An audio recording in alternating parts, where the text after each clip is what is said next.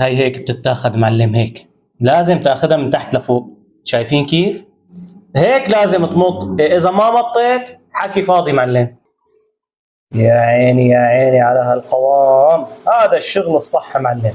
اطيب حلاوة رز بدنا نعملها، شغلة تحفة فنية معلم. احكوا لنا بالتعليقات، هاي طرابلسية ولا حمصية؟ خلينا نبدأ بوصفتنا. بداية بدي لتر مي، هذول 3 كاسات، وهي كاسة. لتر المي 4 كاسات عيار 250 ملي.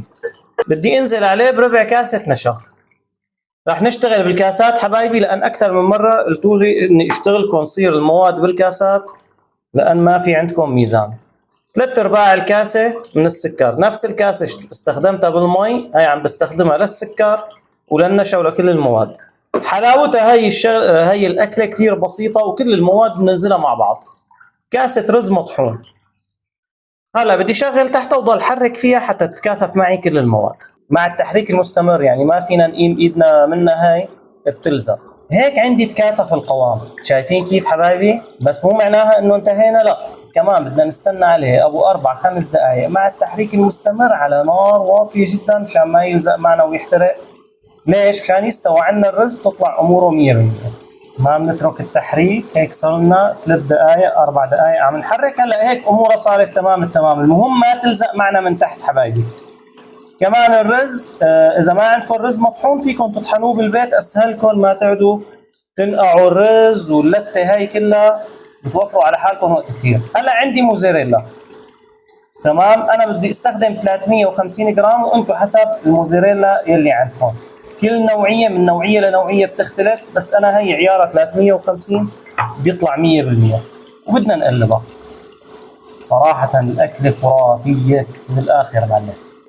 وهلا يا حبايبي الروايح اللي بتجيبها من الاخر معلم. معلقتين كبار من الماء زهر، اساس حلاوه الرز الماء زهر، وبنرشه ونقول بسم الله. شو الاساس كمان؟ ما بنقدر نستغني عن المستكه. طحنت 5 اسنان اللي هي المسكه الحره او المسكه او المستكه، كل بلد بسموها شكل. هلا بنعمل لها تقليب هيك حتى يذوب معنا الاشقوان على الاخر، تطلع امورها تمام التمام. يا عيني يا عيني على هالقوام، هذا الشغل الصح معلم. شوف لي على هالموديل، شوف. وهيك صارت جاهزه يا حبايبي. شوف لي على هالمطه، شوف معلم. إيه لا تقول لي ولا بقول لك، هذا الشغل الصح. إيه تحفه فنيه. ومن الاخر نسكبها وهي سخنه.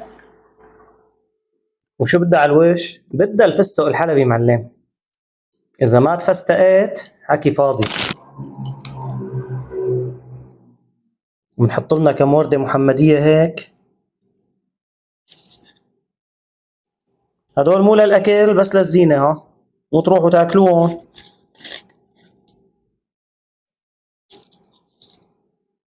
وهيك عملنا اطيب حلاوه رز وشغله مدلله. ومن الاخر معلم، بس فهمونا مثل ما حكينا باول الفيديو، هاي طرابلسيه ولا حمصيه؟ ما كنا نعرف.